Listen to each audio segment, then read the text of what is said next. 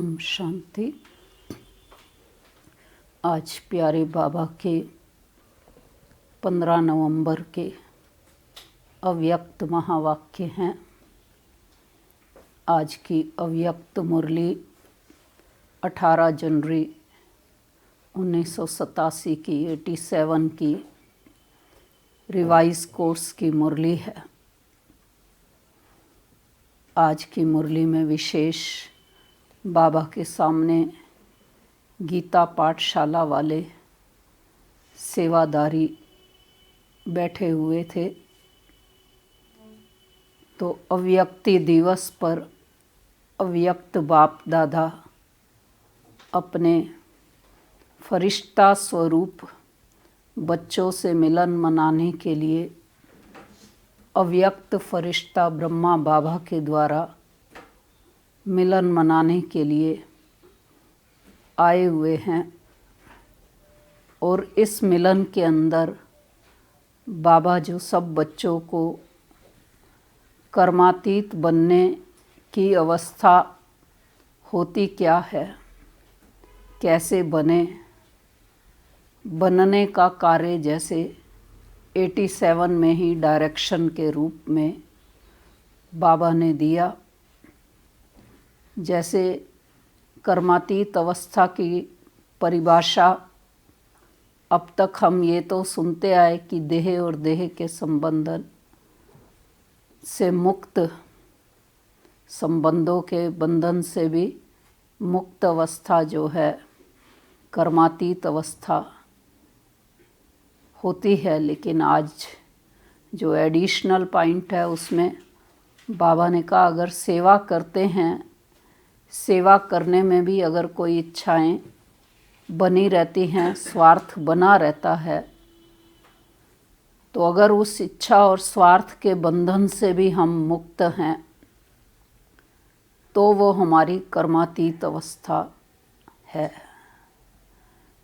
क्योंकि बाबा आज गीता पाठशाला वाले सेवादारियों से बात करते हुए पूछ रहे हैं कि ऐसा तो नहीं कि सेवा करते करते संबंधों को तो भूल गए हो, लेकिन सेवा के बंधन में स्टूडेंट विद्यार्थियों से सेवा करते करते मोह के बंधन में तो नहीं बन जाते। तो उस मोह के बंधन से तो छूटे, लेकिन इस मोह के बंधन में बंधना माना कि कर्मातीत अवस्था में स्वयं के लिए विघ्न पैदा करना। तो इसलिए विशेष आज बाबा हम सब बच्चों को ध्यान खिंचवा रहे हैं। कर्मातीत अवस्था को हमने प्राप्त करना है, उसकी ओर आगे बढ़ने के लिए जहाँ हम देह और देह के संबंधों को भूल करके बाबा को याद करते हैं, बाबा के बन चुके हैं, तो साथ साथ हमको फिर अटेंशन रखना है कि अलौकिक परिवार के अंदर सेवा करते हुए निस्वार्थ भाव से करें। सेवा के बंधन में अगर स्वार्थ भावनाएं होंगी तो कर्मातीत अवस्था बनने में देरी लग सकती। इसलिए बाबा निस्वार्थ सेवाएं करें, उसकी ओर ध्यान खिंचवा रहे हैं। तो आज की मुरली का विषय ही है कर्मातीत स्थिति की निशानियां।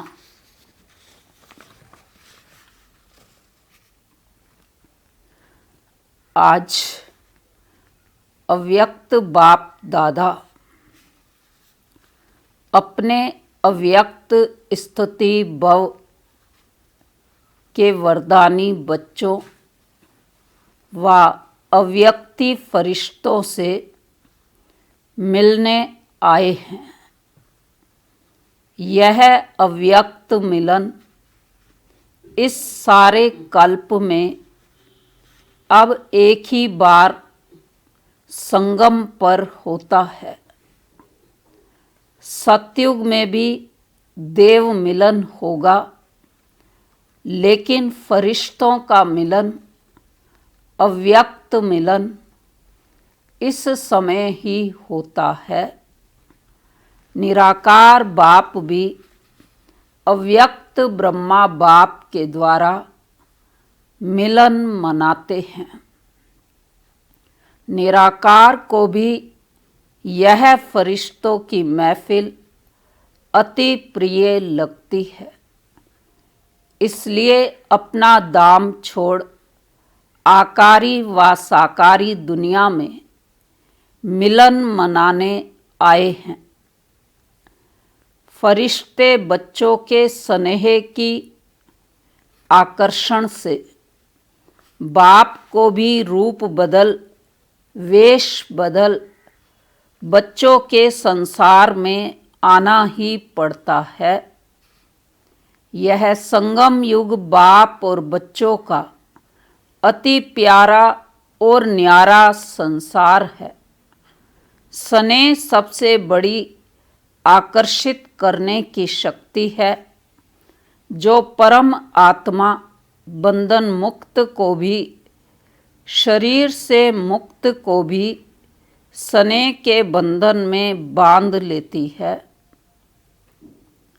अशरीरी को भी लोन के शरीरदारी बना देती है। यही है बच्चों के स्नेह का प्रत्यक्ष प्रमाण।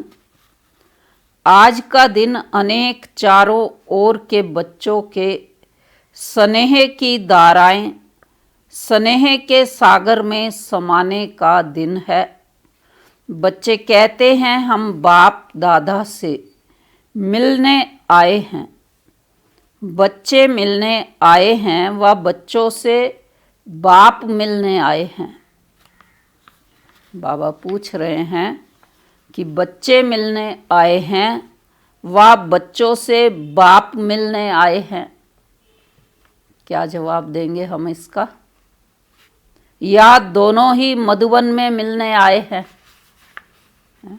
तीनों बातें ठीक है। बच्चे भी बाप से मिलने के लिए गए, बाप भी परम धाम छोड़ करके बच्चों से मिलने आया है, लेकिन मिलन कहाँ हो रहा है दोनों का? मधुबन में। बच्चे स्नेह के सागर में नहाने आए हैं, लेकिन बाप हजारों गंगाओं में नहाने आते हैं।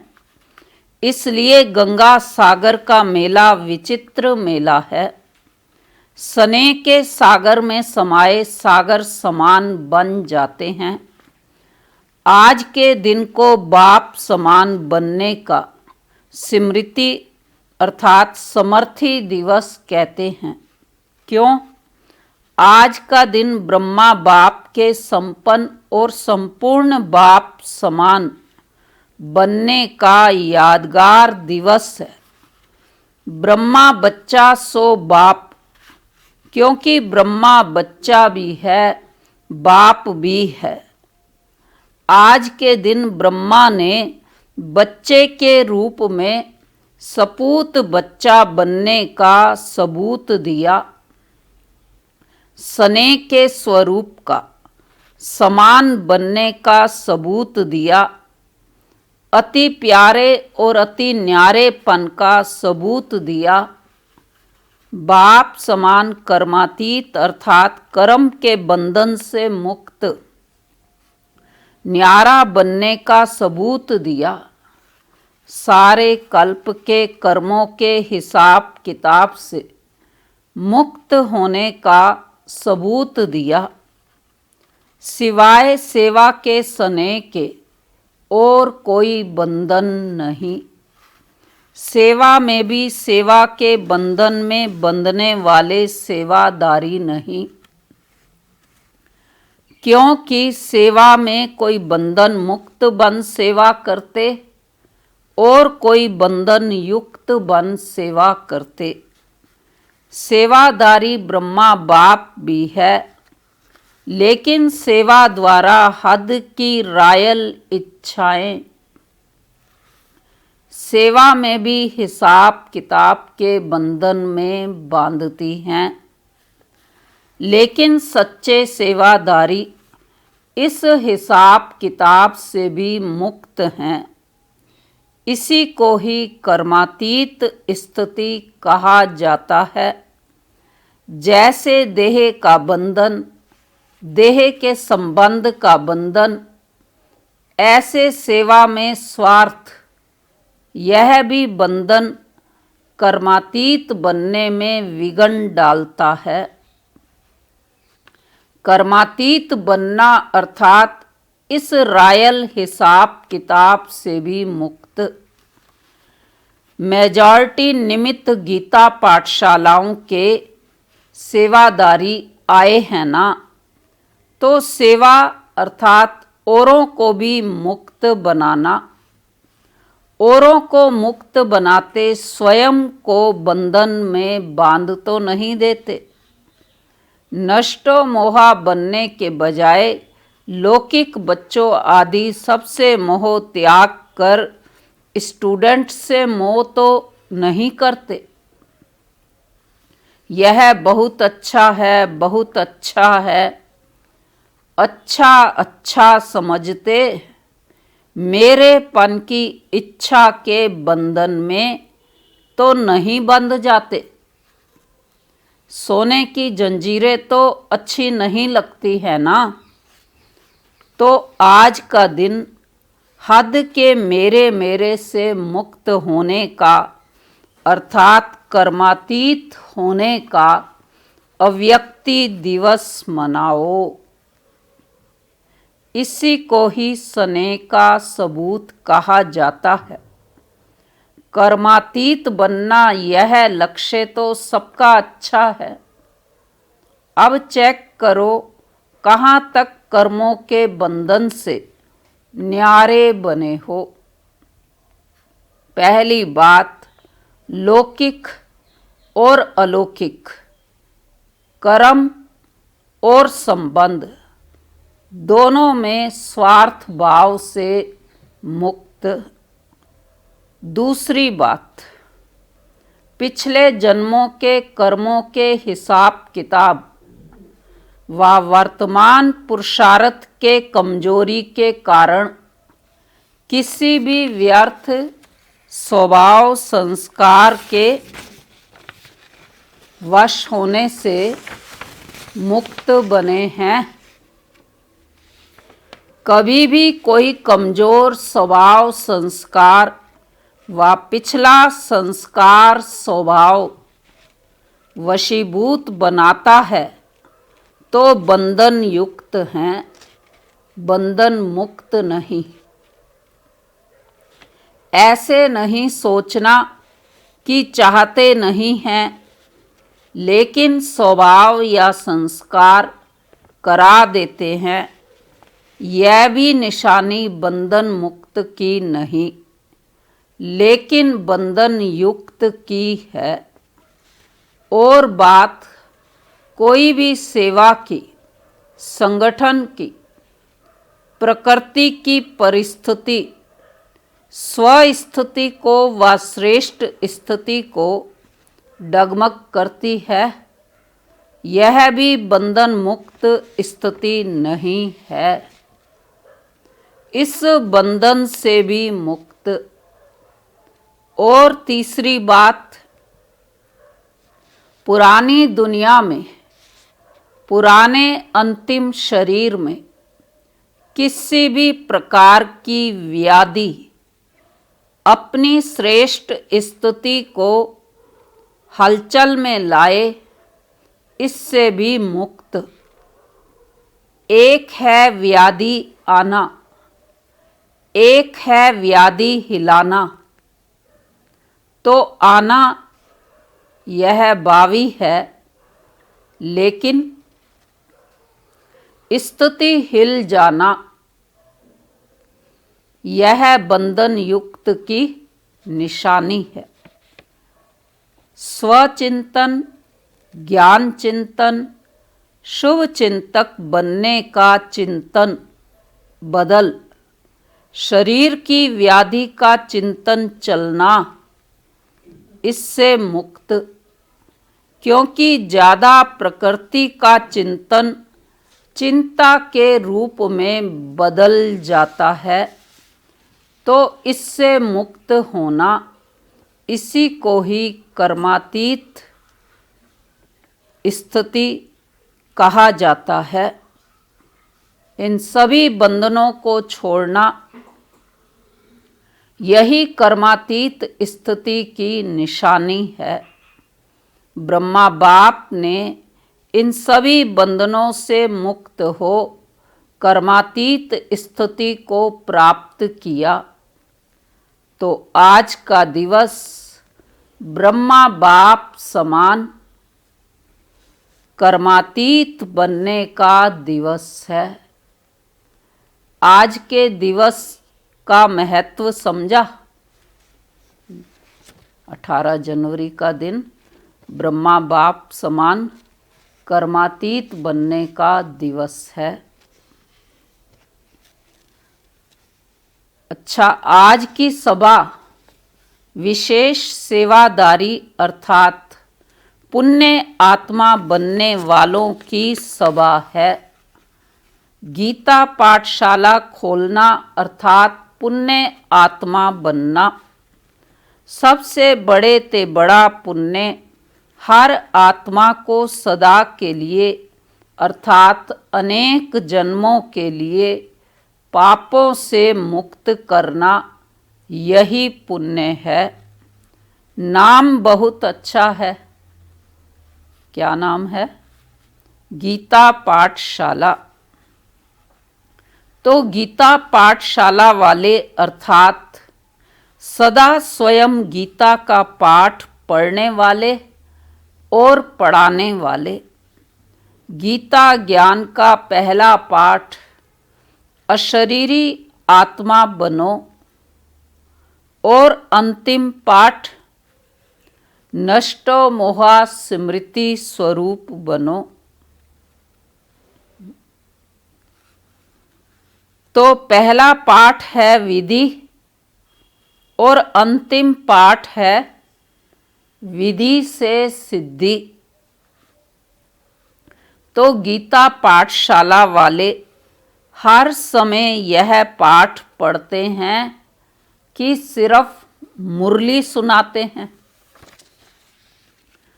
क्योंकि सच्ची गीता पाठशाला की विधि यह है, पहले स्वयं पढ़ना अर्थात बनना, फिर औरों को निमित्त बन पढ़ाना। तो सभी गीता पाठशाला वाले इस विधि से सेवा करते हो, क्योंकि आप सभी इस विश्व के आगे परमात्म पढ़ाई का सैंपल हो। तो सैंपल का महत्व होता है। सैंपल अनेक आत्माओं को ऐसा बनने की प्रेरणा देता है। तो गीता पाठशाला वालों के ऊपर बड़ी जिम्मेवारी है।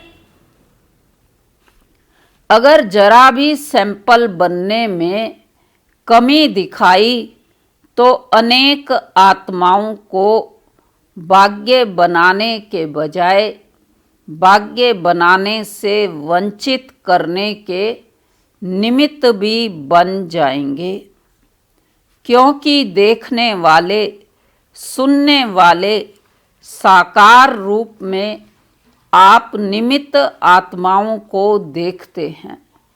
बाप तो गुप्त है ना, इसलिए ऐसा श्रेष्ठ कर्म करके दिखाओ जो आपके श्रेष्ठ कर्मों को देख अनेक आत्माएं श्रेष्ठ कर्म करके अपने भाग्य की रेखा श्रेष्ठ बना सकें। तो एक तो अपने को सदा सैंपल समझना और दूसरा सदा अपना सिंबल याद रखना। गीता पाठशाला वालों का सिंबल कौन सा है, जानते हो? कौन सा है गीता पाठशाला का सिंबल, प्रतीक? कमल पुष्प।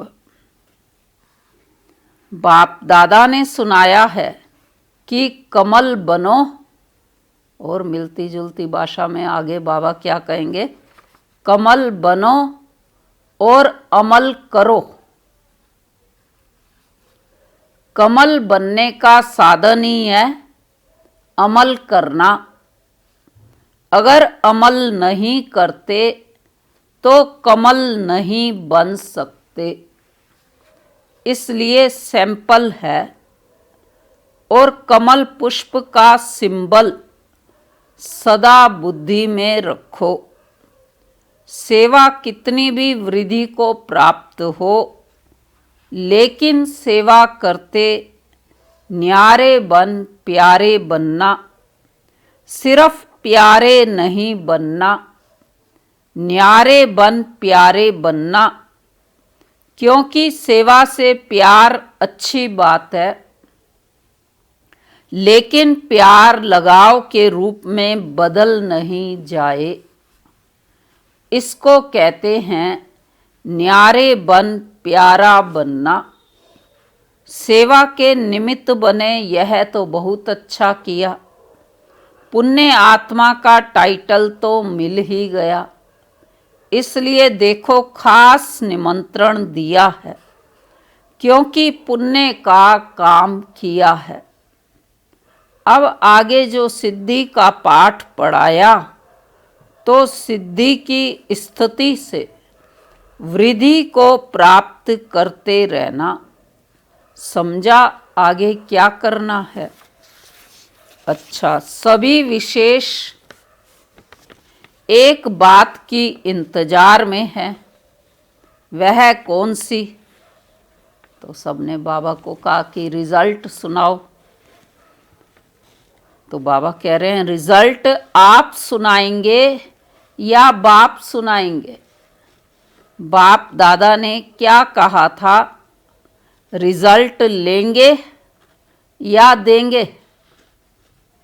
ड्रामा प्लान अनुसार जो चला, जैसे चला, उसको अच्छा ही कहेंगे। लक्ष्य सबने अच्छा रखा, लक्षण यथाशक्ति कर्म में दिखाया। बहुत काल का वरदान नंबरवार धारण किया भी, और अभी भी जो वरदान प्राप्त किया, वह वरदानी मूर्त बन बाप समान वरदान दाता बनते रहना। अभी बाप दादा क्या चाहते हैं? वरदान तो मिला, अब इस वर्ष बहुत काल बंधन मुक्त अर्थात बाप समान कर्मातीत स्थिति का विशेष अभ्यास करते दुनिया को न्यारे और प्यारेपन का अनुभव कराओ। कभी कभी अनुभव करना। अभी इस विधि को बदल बहुत काल के अनुभूतियों का प्रत्यक्ष काल, बहुत काल अचल, अडोल, निर्विघ्न, निर्बंधन, निर्विकल्प, निर्विकर्म अर्थात निराकारी, निर्विकारी, निरअहंकारी, इसी स्थिति को दुनिया के आगे प्रत्यक्ष रूप में लाओ। इसको कहते हैं बाप समान बनना। क्या परिभाषा दी बाबा ने बाप समान की? बहुत काल के अनुभूतियों का प्रत्यक्ष, बहुत काल अचल, अडोल, निर्विघ्न, निर्बंधन, निर्विकल्प, निर्विकर्म अर्थात निराकारी, निर्विकारी, निरअहंकारी, इसी स्थिति को दुनिया के आगे प्रत्यक्ष रूप में लाओ। इसको कहते हैं बाप समान बनना। समझा? रिजल्ट में पहले स्वयं से स्वयं संतुष्ट वह कितने रहे, क्योंकि एक है स्वयं की संतुष्टता, दूसरी है ब्राह्मण परिवार की संतुष्टता, तीसरी है बाप की संतुष्टता। तीनों की रिजल्ट में अभी और मार्क्स लेनी है तो कौन सा कार्य करना है फिर नंबर लेने के लिए? संतुष्ट बनो, संतुष्ट करो। बाप की संतुष्ट मणि बन सदा चमकते रहो। बाप दादा बच्चों का रिगार्ड रखते हैं, इसलिए गुप्त रिकॉर्ड बताते हैं। होवनहार हैं, इसलिए बाप सदा संपन्नता की स्टेज देखते हैं। अच्छा, सभी संतुष्ट मणियां हो ना? वृद्धि को देख करके खुश रहो। आप सब तो इंतजार में हो कि आबू रोड तक क्यू लगे, तो अभी तो सिर्फ हाल भरा है। फिर क्या करेंगे? फिर सोएंगे या अखंड योग करेंगे? अगर क्यू लग गई तो बाबा पूछ रहे हैं फिर सोएंगे या अखंड योग करेंगे? यह भी होना है, इसलिए थोड़े में ही राजी रहो। 3 पैर के बजाय 1 पैर पृथ्वी भी मिले तो भी राजी रहो। ये अव्यक्त मुरली जो है ओम शांति भवन में चली हुई है, तो उस समय 87 में काफ़ी बाबा के बच्चे पहुंच गए थे, तो इसलिए कईयों को सोने की जगह भी थोड़ी सी मिली। तो पहले ऐसे होता था, यह नहीं सोचो। परिवार के वृद्धि की खुशी मनाओ।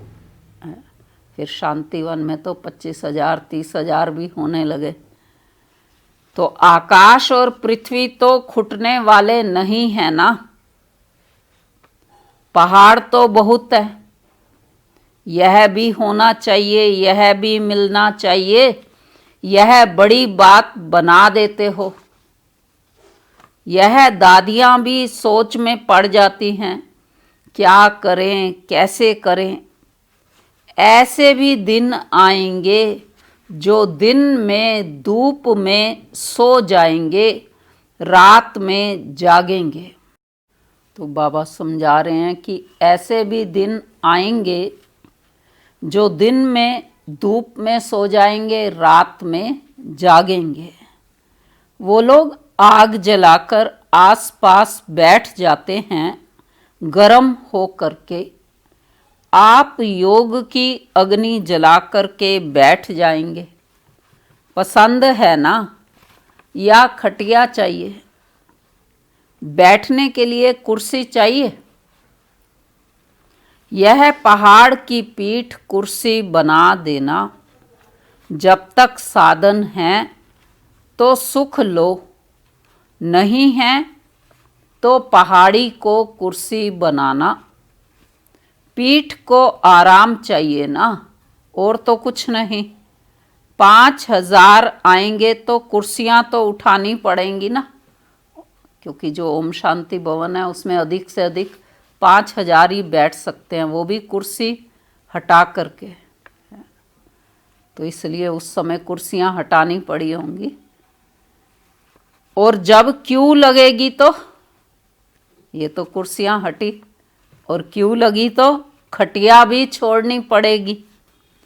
एवर रेडी रहना।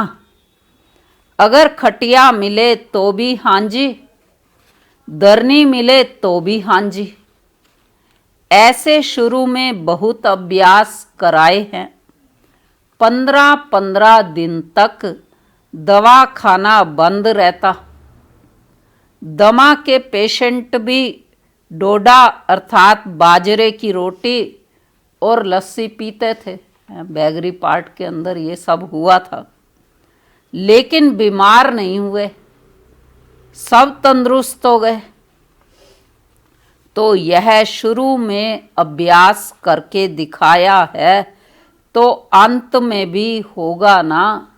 नहीं तो सोचो, दमा का पेशेंट और उसको लस्सी दो तो पहले ही घबरा जाएगा, लेकिन दुआ की दवा साथ में होती है, इसलिए मनोरंजन हो जाता है। बीमारियों के अंदर अगर दुआ की दवा भी साथ साथ है तो जैसे मनोरंजन हो गया। फिर पेपर नहीं लगता है, मुश्किल नहीं लगता, त्याग नहीं, एग्जर्शन हो जाती है, तो सभी तैयार होना या प्रबंध करने वाले के पास टीचर्स लिस्ट ले जाएंगी। तो बाबा कह रहे हैं ये त्याग नहीं है, जैसे कि एक्सकर्शन हो जाती है। तो सभी तैयार होना, प्रबंध करने वाले के पास टीचर्स लिस्ट ले जाएंगी, इसलिए नहीं बुलाते हैं ना। समय आने पर यह सब साधन से भी परे साधना के रूप में, सिद्धि रूप में अनुभव करेंगे। रूहानी मिलिट्री भी हो ना, मिलिट्री का पार्ट भी तो बजाना है। अभी तो स्नेही परिवार हैं, घर हैं, यह भी अनुभव कर रहे हो, लेकिन समय पर रूहानी मिलिट्री बन, जो समय आया उसको उसी स्नेह से पार करना, यह भी मिलिट्री की विशेषता है। अच्छा, गुजरात को यह विशेष वरदान है, जो एवर रेडी रहते हैं, बहाना नहीं देते हैं कि क्या करें, कैसे आएं, रिजर्वेशन नहीं मिलती, पहुंच जाते हैं। नज़दीक का फ़ायदा है, वो तो बसों पर पहुंच जाते। गुजरात को आज्ञाकारी बनने का विशेष आशीर्वाद है, क्योंकि सेवा में भी हांजी करते हैं ना। मेहनत की सेवा सदा गुजरात को देते हैं ना। रोटी की सेवा कौन करता है? स्थान देने की, भागदौड़ करने की सेवा गुजरात करता है। बाप दादा सब देखता है। ऐसे नहीं बाप दादा को पता नहीं पड़ता। मेहनत करने वालों को विशेष महबूब की मोहब्बत प्राप्त होती है। नज़दीक का भाग्य है, और भाग्य को आगे बढ़ाने का तरीका अच्छा रखते हैं। भाग्य को बढ़ाना सबको नहीं आता है। कोई को भाग्य प्राप्त होता है, लेकिन उतने तक ही रहता है, बढ़ाना नहीं आता।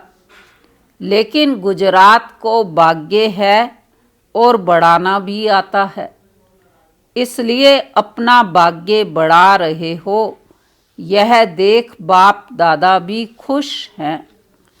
तो बाप की विशेष आशीर्वाद, यह भी एक भाग्य की निशानी है, समझा।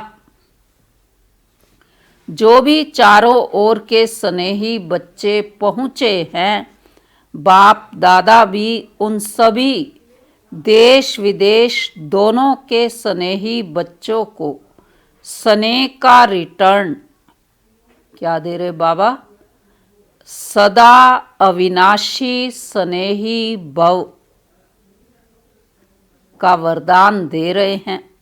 स्नेह में जैसे दूर दूर से दौड़कर पहुँचे हो, ऐसे ही जैसे स्थूल में दौड़ लगाई समीप पहुँचे, सन्मुख पहुँचे, ऐसे पुरुषार्थ में भी विशेष उड़ती कला द्वारा बाप समान बनना, अर्थात सदा बाप के समीप रहना।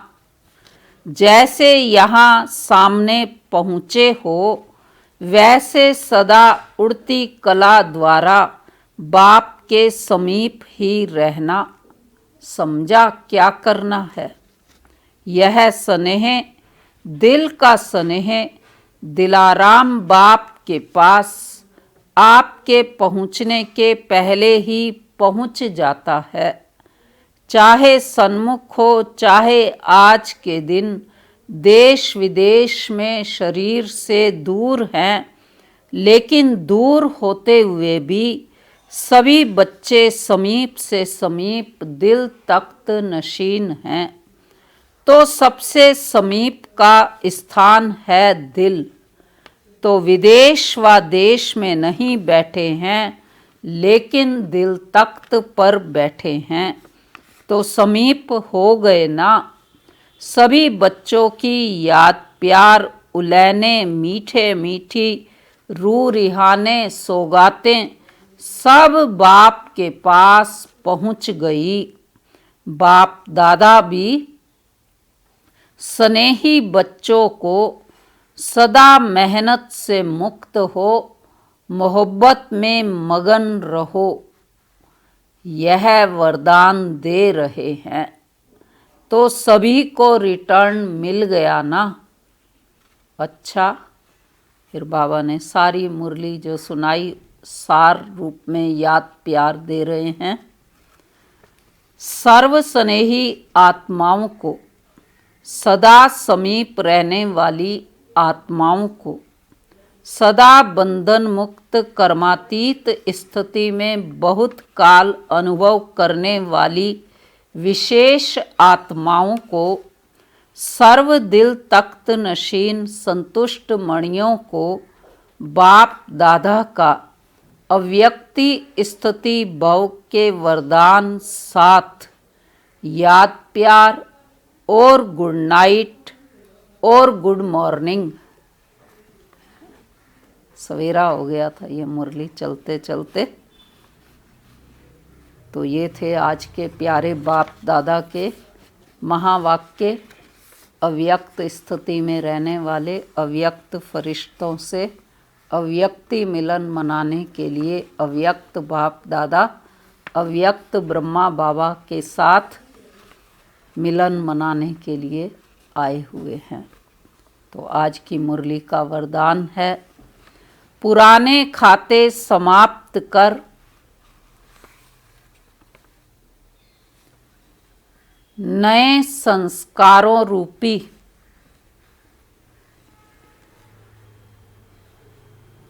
नए वस्त्र धारण करने वाले बाप समान संपन्न भव।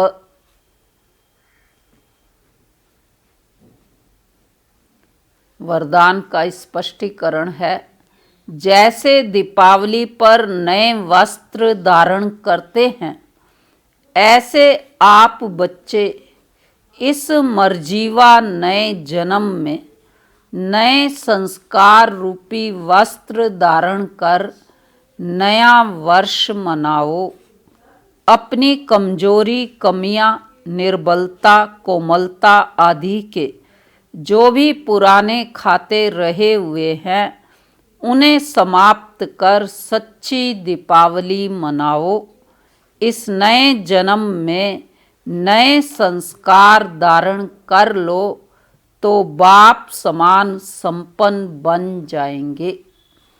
स्लोगन है, शुद्ध संकल्प का खजाना जमा हो तो व्यर्थ संकल्पों में समय नहीं जाएगा। सूचना है आज की, आज मास का तीसरा रविवार है।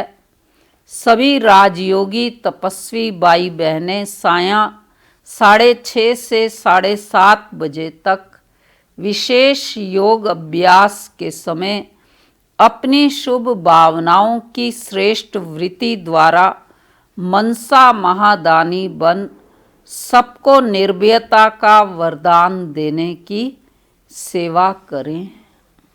आज की अव्यक्त मुरली में बाबा ने दीपावली पावन पर्व को भी याद किया कि जैसे दीपावली के दिन नए वस्त्र धारण करते हैं, तो ऐसे हमारा सबका ये मर्जीवा जन्म है, नया जन्म है, तो इसमें नए संस्कार रूपी वस्त्र को धारण करके नया वर्ष मनाएं। तो गुजरात वालों का तो दिवाली के साथ होता है नया वर्ष, और वैसे इन जनरल में तो नया वर्ष भी अब दिसंबर के बाद आने ही वाला है। तो कैसे बाबा के महावाक्य आगे आगे की डायरेक्शन हमको देते हैं। तो आज की विशेष मुरली 18 जनवरी की चली हुई। तो आज हम सारा दिन ही अव्यक्त स्थिति में रहने का पुरुषार्थ करें, और शाम को फिर 6:30 से 7:30 बजे तक अंतर्राष्ट्रीय योग रविवार का मास का तीसरा रविवार हर बार होता है, तो आज भी करेंगे शाम के समय योग। ओम शांति।